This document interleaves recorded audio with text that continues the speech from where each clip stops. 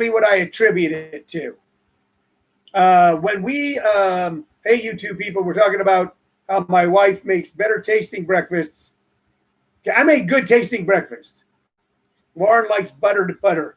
Tina Mike says hers probably tastes better. It does.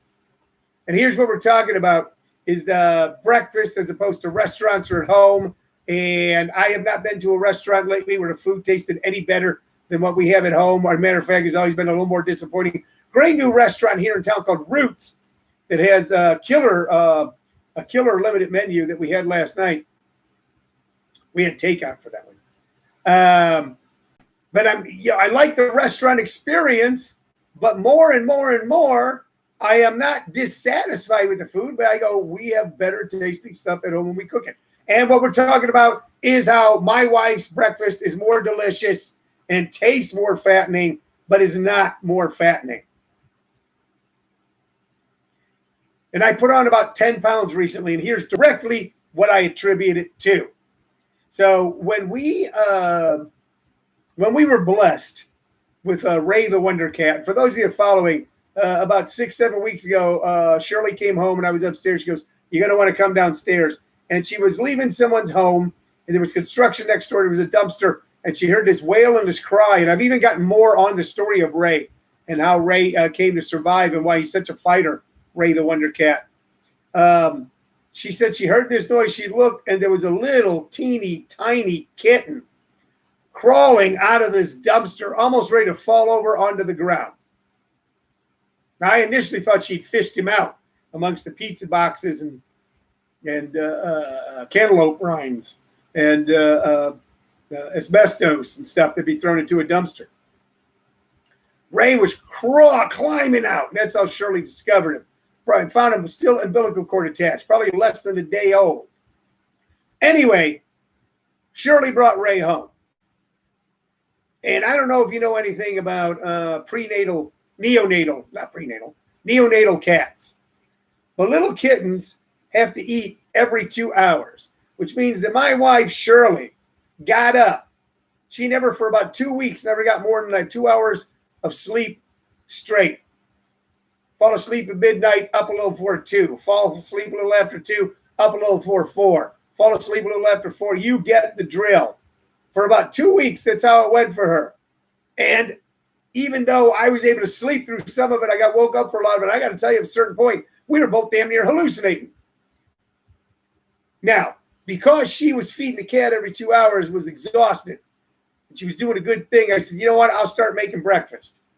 I'll take that because I never told her, hey, when we get married, you make breakfast. She just one day just took over and started doing it. It was cool. So for about 2 or 3 weeks, I made breakfast, and I put on 10 pounds. Didn't taste as good as her breakfast. Wasn't as filling as her breakfast. More fattening than her breakfast. And I can't explain to you why.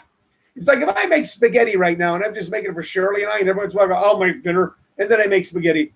I make it like I'm feeding a damn army. I haven't figured out portion. I do not do well with portion control. So 2 questions for you guys that are watching and might want to chime in. Although this doesn't seem to be the topic of all the topics I covered, didn't seem to be the one that's really grabbing people's attention. But do you find that the food at home is more delicious than the food in restaurants? Who is the better cook in your house? And who is actually the healthier cook of the two? Those are the questions. So I just thought I'd bring that up today. See, you can't really tell when I'm sitting down. I know. I look as pretty in March as I did in May, as I look in June. But I put on 10 pounds. I lost all the positive. There was no positive in the pandemic. But the little ray of sunshine during this very cloudy time was I lost a whole bunch of weight at first because of stress. Stress. I'm going to put out a book, The Stress Diet, How to Lose 20 Pounds in 20 Days. Give me all your money, have no money, get sick to your stomach for having money, and lose weight. I'm thinking that might be my diet book. Stress your way to thinness. Hey, do you want to lose an extra 10 pounds? Go on Facebook and have a strong opinion. Hey, you want to lose an extra 20 pounds? Try to do something nice for your community and have people in your community that hate you call you a cockroach. I've got people in my neighborhood who have say I'm a human cockroach. Cockroach. I have people in my neighborhood that have said other people that I serve on a board with in my community are cockroaches. Members of law enforcement, women, were cockroaches. Of course, when I see these people in the community, like, hey, I know I got carried away. I've been sick. Man. But that's a great way to lose weight. Try to do something good for people. Try to volunteer. Go, you know what? I've done a lot of jerk things in my life. I need to try to make up for some of them. I'm going to volunteer for some stuff. Hey, you know what I'll do is I'll make it so that the whole park is lit up not real nice so people can enjoy it day or night and watch people lose their fucking minds.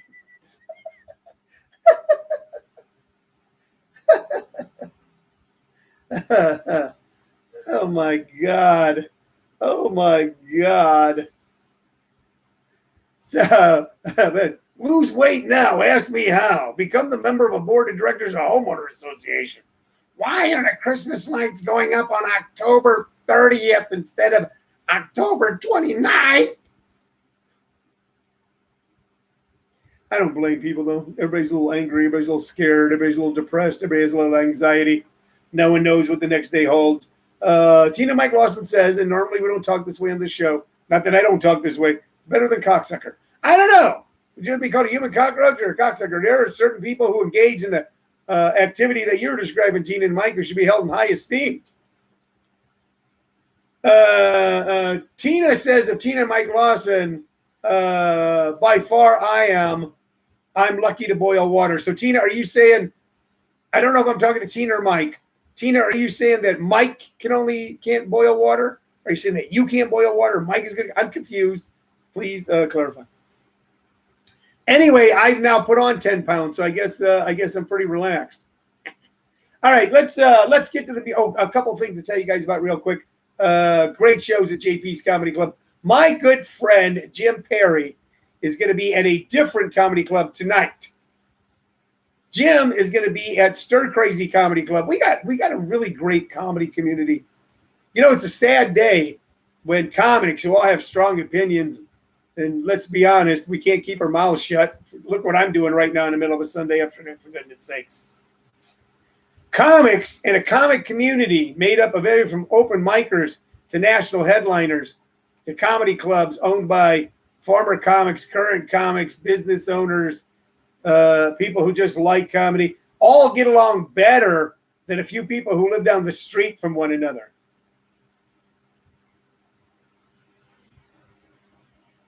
That is something. And my friend Jim Perry, who is the owner proprietor, I'm his partner, but he's the dude, he's the man of JP's Comedy Club, is performing, and he's a comic, is performing tonight at Stir Crazy Comedy Club in Glendale, Arizona, that is owned by another local comic, okay, Tom Sims. So one local comic who opened up a comedy club is going to another comedy club owned by a local comic and doing a show. And I think that is fantastic. And it's a great show. It's being put on by a guy named Kirk Newmy. Kirk, if I mispronounce your name, I truly apologize. And it's called Surviving Jodi Arias. And Kirk is a comic and an attorney. And it'll be a pretty fun show. So if you're looking for something to do tonight in the greater Phoenix area, go to stircrazycomedyclub.com. You'll find out all about it. If you've ever thought about doing stand, who could tell I was like scratching my thigh right there? Could you tell? Did you see my shoulder moving? Go, what's that dude doing? Well, I hope he's just scratching his thigh. If you scratching my thigh again, I don't know when I scratch my thigh why my head would go like this. If you ever thought about doing stand-up comedy, ladies and gentlemen, boys and girls, moms and dads, go to comedyschools.com. There you'll see an entire menu, a grab bag of comedy workshops that we have just for you. Even if you never planned on being a stand-up comic, you want to know a little bit more about stand-up comedy. It's a real fun thing to do. Please check it out. Then write me, Tony Vicich, directly at comedyschools@hotmail.com. And I'll have a conversation with you. We'll figure out how to get her done. And we won't be doing, unless you like get her done jokes, we won't be doing get her done jokes. If you like get her done jokes, then we'll be doing them. That's what's weird about me. You know what's weird about me? People go, "Oh, that's a long list." My wife just looked at me like, "Oh." What's weird about me is I like all kinds of things. Like I know people who cannot stand those 90s Southern comics, Larry the Cable Guy and Jeff Foxworthy and Bill Engvall. I know people who go, Bill Hicks is filthy. I know people who go, I like Stephen Wright. People go, I don't get him. I like it all. I like the attempt. I like the striving. You know, and I have laughed at Larry the Cable Guy, and I have laughed at Sam Kinison. God, people hated Sam. God, there were, as much as people loved him, there were people hated him. But damn, he was funny on stage. Antagonistic, impish, troublemaker. You could see he was a troublemaker. He had it in his eyes. His comedy was based on being a troublemaker, on being antagonistic, and being an imp.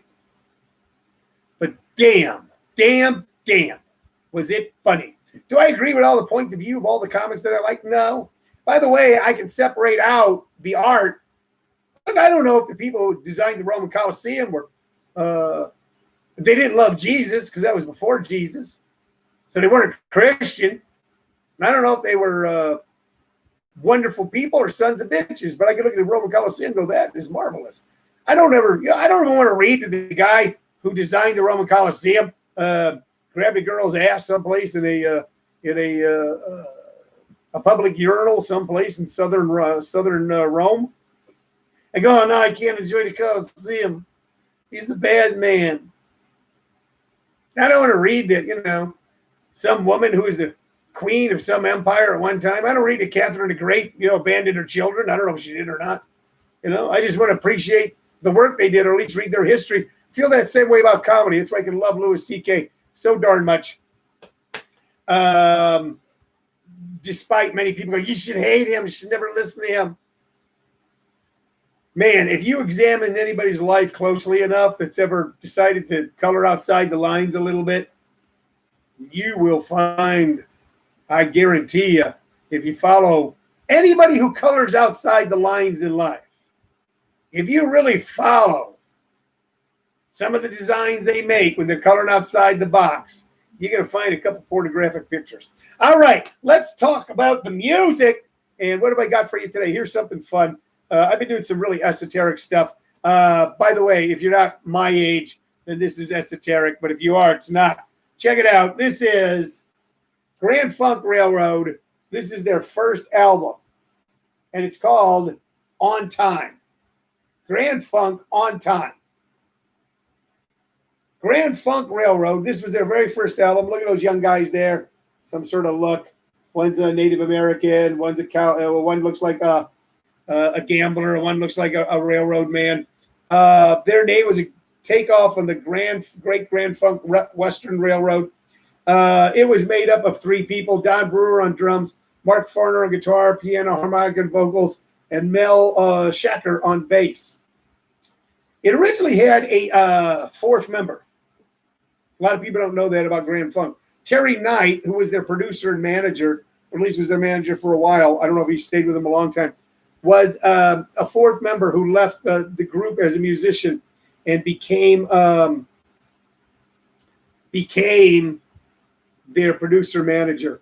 On this album was these songs: Are You Ready? Anybody's Answer, Time Machine, High on a Horse, TNUC, Into the Sun, Heartbreaker, Call Yourself a Man, Can't Be Too Long, and Ups and Downs. This album was not the one that really propelled them. It was Grand Funk Live. And here's the weird thing. They were a trio.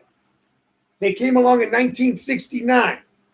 There was another trio that had broken up right around 68 or 69 that at one time they were considered comparable to. And that trio was Cream.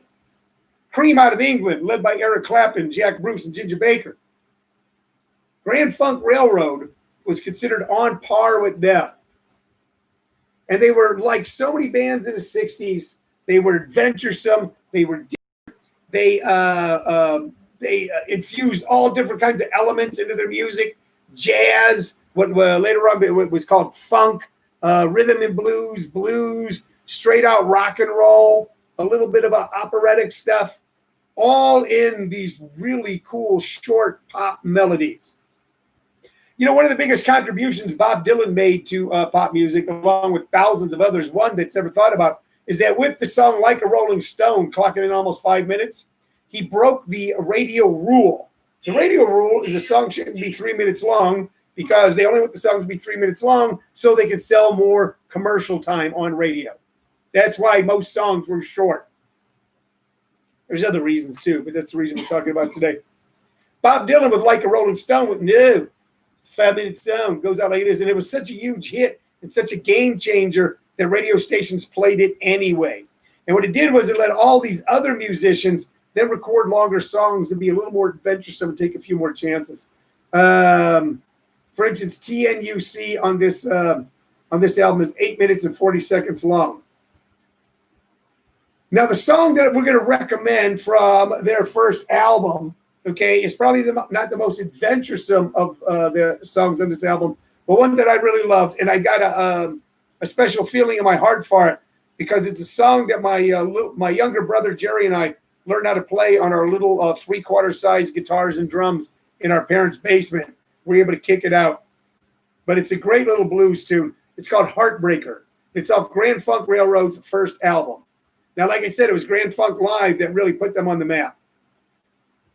Grand Funk later on, after like the Steve Miller Band, like other bands that were adventuresome and bold and daring and taking chances, settled into a sort of big pop stardom hits.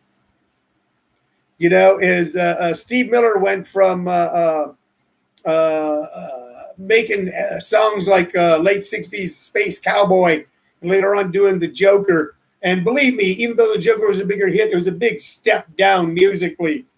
Grand Funk went from this adventuresome, dangerous, different, bold rock to like big pop hits like a terrible, weirdly made, but very popular version of Locomotion and American Band. We're an American band.